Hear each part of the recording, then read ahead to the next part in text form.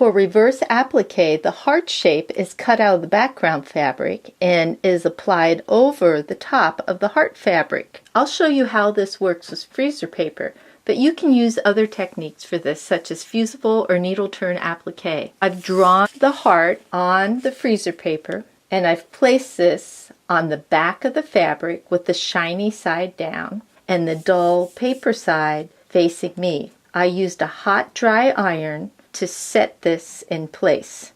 I'm cutting the center of the heart out, leaving about 1/4 of an inch seam allowance all the way around the edge. You'll need to use a water-soluble glue stick for gluing back this seam allowance. In order for you to see, I'm going to use this purple one. So my glue, I've got cardboard underneath so I don't mess up the table.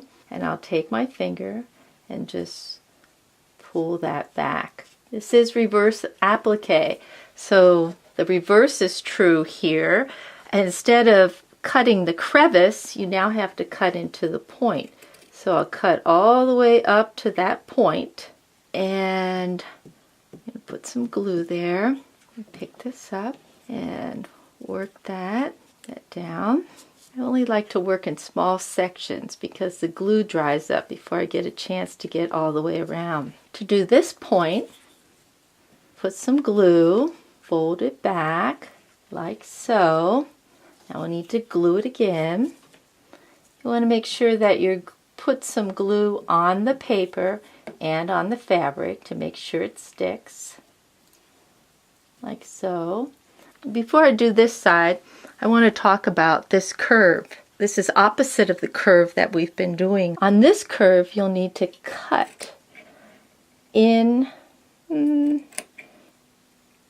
maybe every 1/2 inch and cut all the way to the edge. And that'll make it easy to get that to lie down. So let's see. There we go. There's that piece. And there's that piece. Now let me get to the other side of this point. I also need to cut into the curve. I want to cut right up to that paper. I don't think I got it there.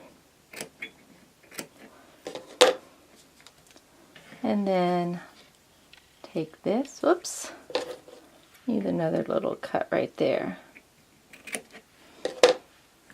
Take this and flip it over to form that point. Might get my nails in there or my scissors to make that a little bit nicer point. And I'll continue in that manner all the way around the heart. When I'm done gluing, I'll take and put this over my heart fabric and then pin. I prefer to hand sew around this edge, but you might want to machine stitch using a narrow zigzag or a blind hem stitch.